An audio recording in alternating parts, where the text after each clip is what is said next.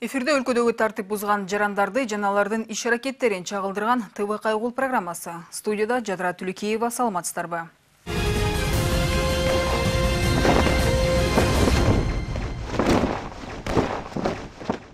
Адатта республика аймактарынын кайгул милициясынын ишмердүүлүгүн чагылдыруу ТВ Кайгул көрсөтүүсүнүн алгачкы чыгарылышы бул ирет Баткен облусунан башталмакчы. Назарыңыздарда Баткендин тартип бузган айдоочулары.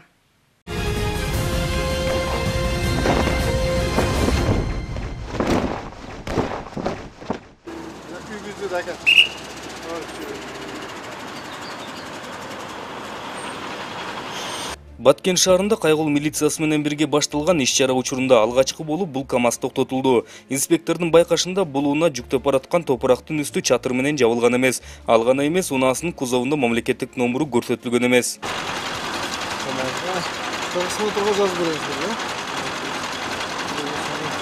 Бул айдоочуга ордунан протокол толтурулуп, коюлган дооматтарды жокко чыгаруу керектиги эскертилди. Мындан ары кайгуулчулар Баткен шаарынын базарына барышты. Айтымдарында бул жакта көбүнесе уруксат берилбеген жерлерде унааларын токтотуп тыгын жаратышат. Айтмакчы, мындайлардын бирин табышты.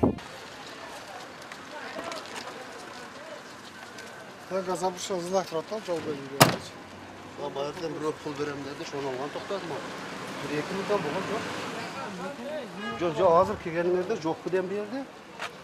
Hazır geldik biz daha. Ben hazır gelip toxtadım, pulda aldım, jön otammışam. Vaqt olsa kerekten berdi, köp götürüp. Eskертүүчү берип турат берди. Жол бергич, ескертип берди, токто болбой. Тарт. Ала телефон.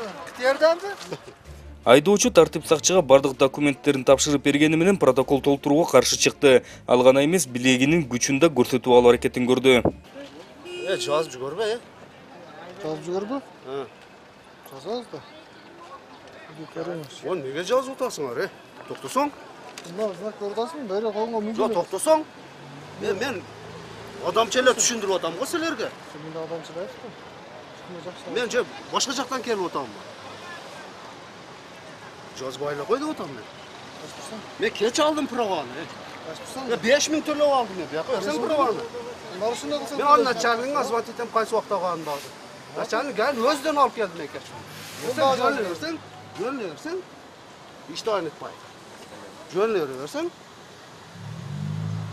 Жакшына эле айтып атам мен. Мен бу жерде көп турганым жок деп атам.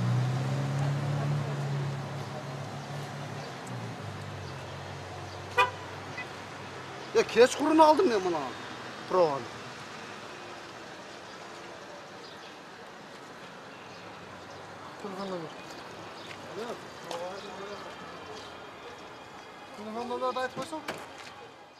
Айдоочу аз жерден документтерин таштап кетип калайын деди, бирок бул жоругун ишке ашырбай инспектор унаасынын алдына чыгып алып, протоколун толтуруп берди. Иш болсо уланып бул жолкусунда каршы жолго чыккандардын саны арбын болду. Базардын көчөсүн бир тараптуу кылып, жол белгилерин коюшса да айрымдары белгилерди көзгө илбей, жол кыскартып, каршы жолго чыкканда адатка айланышкан экен.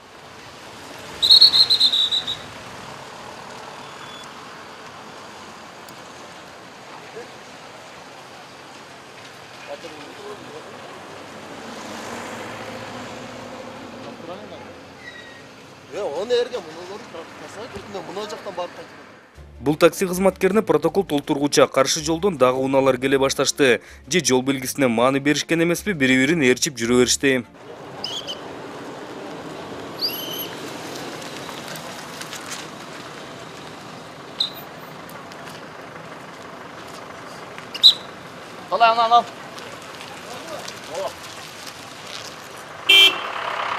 Албетте айрымдары билип туруп тартип булса, башкалары жол белгилерин байкашкан эмес. Şunlarla koyarmadınız da sakal.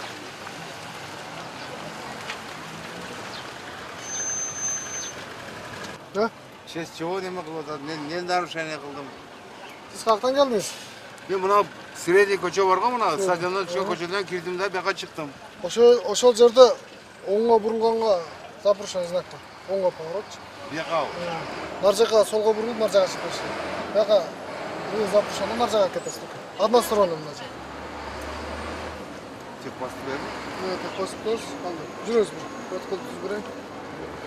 Мунун алдында бараткан Toyota Window мунаасынын айдоочусуна да айып тагылды. Протоколдорду тез-тезден толтуруп берип, кой берип жатышты. Анткени бир унаанын аркасынан экинчиси улам келип, эки инспектор иштеп жетишпей жатышты.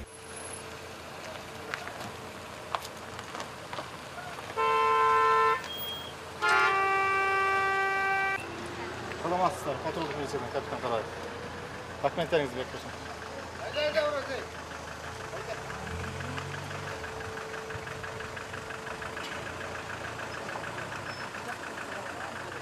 Үйдө калып кетиптир. Алып келейин. Алып келейин деген эме жок да, барбы? Документ техпаспортуңду берсеңиз.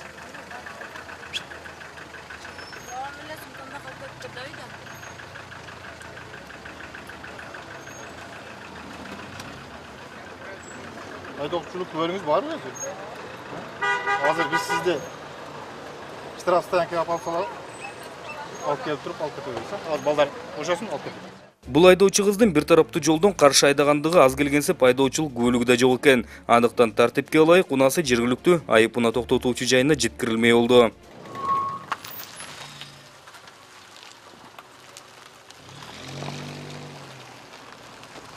Ордунан чоң кызга баары түшүндүрүлүп, протоколдор толтурулуп, унаасын кайра кантип чыгарса болот экени айтылды. Ал эми бул айдоочуга айып тагып, кайра базарга кайтары менен дагы бир тартип бузган унаага жолуктук. Болгондо да Баткендин чек арага жакын айылынын өкмөт башчысы.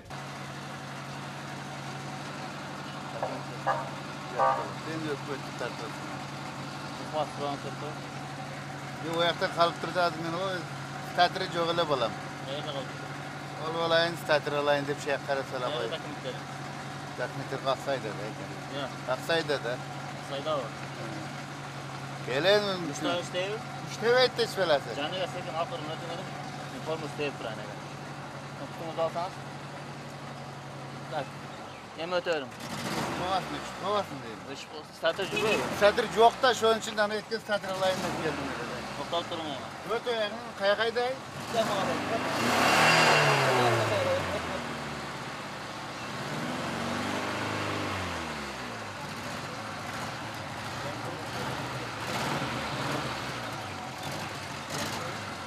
Жол тартибин бузган айыл өкмөт башчысынын жанында унаага тийиштүү жана айдоочулук күбөлүгү да жок болуп чыкты. Андыктан унаасы тийиштүү жакка сапар алды. Айыпына токтотуучу жайына киргенден кийин айдоочу нааразычылыгын айтып баштады. Пикиринде биринчиден ал айыл өкмөт башчы жана чек аралаш жакта иштегендиктен мындай майда тартип бузулуучулугуна көз жумуп койсо болот. Ал гана эмес, айылды башкарган өкмөттүн кызматкери 20 метр каршы жолду айдаса болот деп мыйзам чыгарып алыптыр.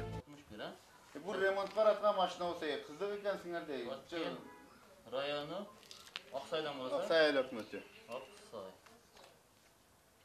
Aksay hükümetiz ha? Ova. Men bir nar şene kuvasa endi bir şu küçükten da çıktım. Şunu sizler endi remontga başta jürüp atsa körüp turup elen kılasыңар da. Siz Adnas Turani'den Yok o küçüktü karayın. Bir ağayan buraya kaldı kıladı. Bir 10 metrege men akım var de 20 metrege. 20 metrege akım var de. Narış mizam diyen bilgiledek şimdi. Sila kıladı. kilometre mümkün emas de. Mümkün de cidele. Bunda kayırıp çıkat de. Kayırıp çıkat. Bu çöğüt albaysın dendi. Yol var da aylan ötken var. Bunlar bunda ayağa çıktı. O ayakta maşına var eken. Dokumentleriniz hem jok eken de kem. Koysan endi kemi. Az şoför geldim mesela. Endi bu usta kap kirse endi mayli bilgenin artık bu. Özüngöz bilesin. Niye neler tartasın diyeyim? Boldu da endi. Şu pazarlık geldim yürü işte. Yattı endi. Aile hükümetinin ayıp tasarım. Yok mu diyen men ne gayta? Bu körüp durula saskayla körüp durat maşnany kara. Nesi var eken? Bunlar özünün işini kıldatken de yani. Mayli. Baskından özlerin için. Aydauşuluk bölümümüzde miydi? Yok var. Canınızda var mı? Yerinizden aydauşuluk bölümümüzde? Yüdemes yüde. Kaçta? Şoför dedi. Şoför dedi.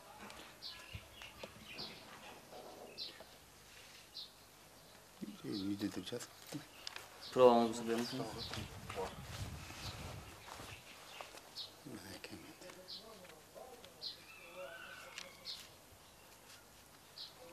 Айдоочулук көлүгү айтмакчы бар экен, жанында бар болуп, бирок тартип сакчыга алгач бербей, айыпына токтотуучу жайынан гана тапшырды. Бирок унаанын документи жок болгондуктан унаасы кала берди.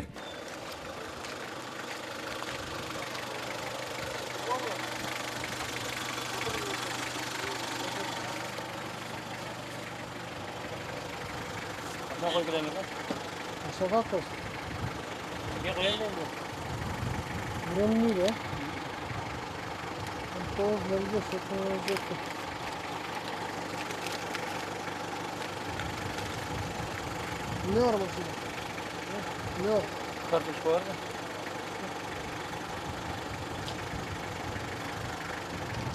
Söz başında. Başında söz. Pasport alsana.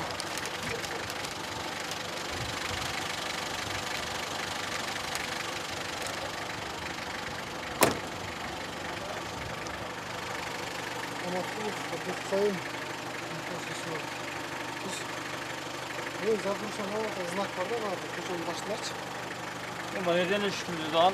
Aslan mı? Bana orta maytın da bana orta. Ortada koçuda onunla buraya. Ortalık bir şey hemen maytına kayıt verin. Şimdi yok kabul koy. Kafarın arasına stavacak bizi. Hyundai Porter үлгүсүндөгү жүк ташуучу унаанын айдоочусу да бир тараптуу жолду тескери айдаганды тартипке ылайык көрөт экен. Айдоочулук көлүгү да убактылуу экен. Андыктан биринчи айыбын төлөбөй туруп, экинчи ирет тартип бузгандыгы үчүн унаасы камалууга кетмей болду. Айтсак, мунун артынан эле тартип бузуп келген так эле ушундай унаанын айдоочусу жанында документтери жок болуп чыкты. Çok bu.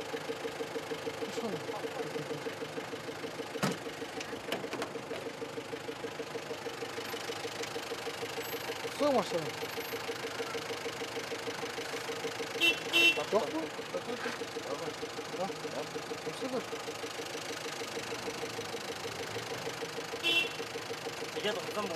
Yok, şuna tuttu.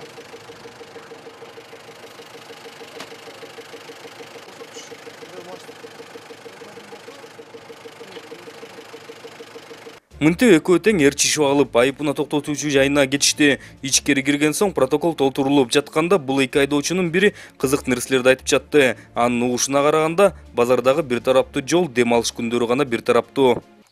Встречный экенин билесизби? Билем, пятница, суббота, базар күндөрү гана деп эметкен да. Базар күнү эле депти. Жоқ, ондай емес. Ошонто айтышат да шектейлер. Мен сизди алдап коюптур. Айыпына токтотуучу жайынан чыккыча чакыруу түшүп, кайгылуу милициясынын кызматкерине баш ийбестик көрсөтүп жатат деп маалымдап калышты. Ордуна кошумча экипаж чыгып барып, Toyota үлгүсүндөгү унаанын айдоочусу бекинип турганына күбө болдук. Айтсак, айдоочу калкалоочулардын бирине чалып сүйлөшүп жатыптыр. Анысы камера жүрөт деген угуп, баш ийип бердиби, иши кылып унаасын тартип сакчыларга тапшырып берди.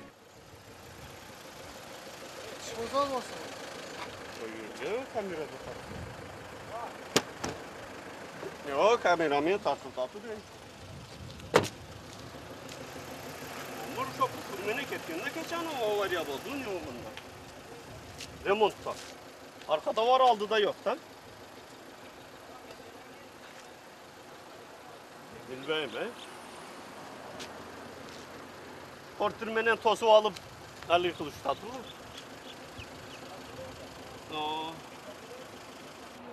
Niye torun? Bu menki keçeki Ali babamla.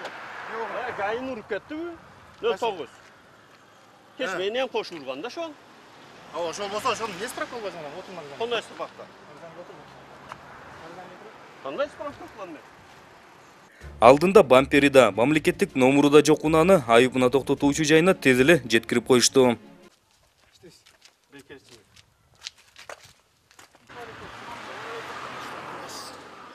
Не алган аласың, шашып атасың. Иш-чара мындан ары Кызылкия шаарында орун алды. Мында айдоочулар негизинен жөө жүргүнчүлөрдү өтмөктөн өткөрбөгөндүгү үчүн токтолуп жатышты. Жүргүнчүнү өткөргөн жок мындай жазасыз. Buna pejagottan ötkörбөгөнүңүз үчүн түзүп атат да. Түшүндүңүзбү? Жүргүнчүнү өткөргөн жок мындай. Тартип бузгандарын түшүнүп, баш ийип берип жатышты. Андыктан бул айдоочуларга протокол толтурулуп, ишти шаар айланып уланта беришти. Жана мындай иш учурунда Жигули унаасындагы айдоочусу тартип сакчыларга жетпей токтоп, унаасынын оңдомуш болуп айдоочуларын алмаштырып алышканына күбө болдук. Албетте бул кылыктарын тартип сакчылары байкабай калат дештиби, жүрүп чыгары менен текшерүүгө алышты.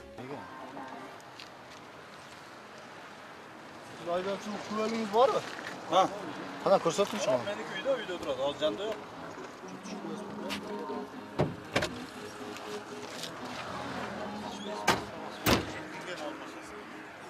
İçmeme olsun ondan mesela varsa.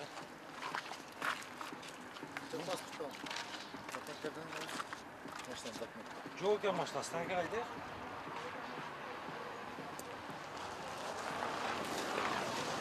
Сиздин праваңыз берин. Tek pasportlar kalktı sonra. Права бар.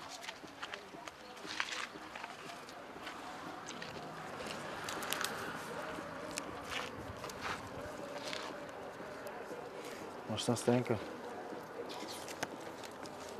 Neye? Sizin aydaçılık kubölünüz yok машина айдап жүргөн. Azım aydan benzin geldi. O nereden öyle mindim mesela. Bende var prova. Хорошо, азыр даны времени жанына. Canımda yok hazır. Anırdan bir ayda koyunca kandaysa sen yansın koyun. Мана ойнап жатыр. Соны көрөйүнчү деп эле баягы кылдым. Özüm ustam ne o pasta sonra. Ha, мен ол мана өз устан аяр минип көрчү, мана өзүм эле миндирдим эле специально. Мынтип шылтоолоруда кылыктангандар да ишке ашпай унааны Кызыл Кыя шаарынын унаа токтотуучу жайына алып кетишти. Бирок ал жака жетпей жолдо кооптуу жагдай жараткан жөө жүргүнчүгө туш болушту. Спирт ичимдигин ичип алган жаран унаа жолуна чыгып, бутуна тура албай отуруп калгандыктан аны ички иштер башкармалыгына жеткирүү керек болду.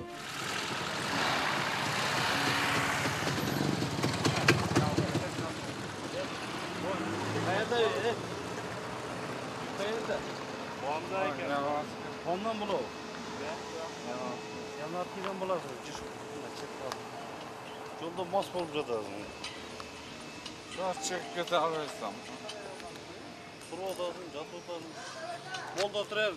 Унаалардын алдына кирип кетпесин үчүн жана коомдук жайда спирт ичимдигин ичип алып жүргөндүгү үчүн милиция бөлүмүнө жеткирип тапшырып беришти. Андан соң кылыктанып кармалган, айдоочулук күбөлүгү жок башкарган айдоочуну айыпына токтотуучу жайына жеткиришти. Көптөн бери чыкпайм өзүм телевизордон. Бир тартып алчы. Bir... Ha? Kayaktan?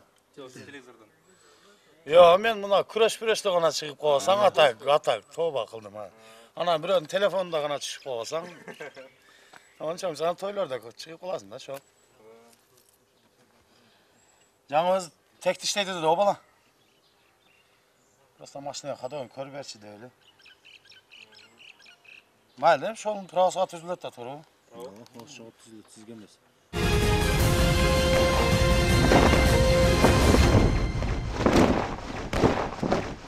Жол эрежесиндеги дагы бир орчундуу маселе. Бул чыгарылышта айдоочу менен жөө жүргүнчүнүн ортосундагы көйгөйгө токтолсок, алар кандай милдеттерди аткарышы керек? Алдыдагы роликтен көрөбүз.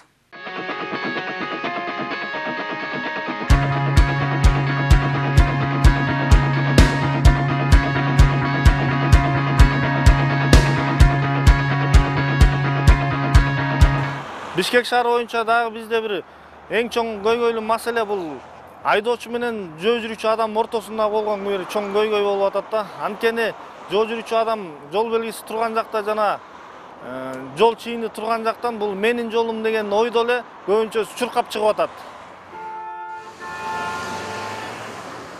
Айдоочу менен кандайдыр бир ошо айдоочунун ылдамдыгын карап, канчалык деңгээлде ылдамдыкта келатат, же болбосо жай келип та ошого карап да анан жолдон өтүүсү шарт. Жол эрежеси боюнча автоунаа тыгын пайда болбогудай кылып, өтмөккө чейин токтоп, жөө жүргүнчүнү өткөрүшү керек. Автоунаа жөө жүргүнчү өтүүчү тилкеге такай токтобошу шарт. Бул эрежени аткарыш үчүн айдоочу адам өтүүчү тилкеге жакындаганда ылдамдыгын азайтуусу зарыл. Жөө жүргүнчү болсо чуркабай өтүшү керек.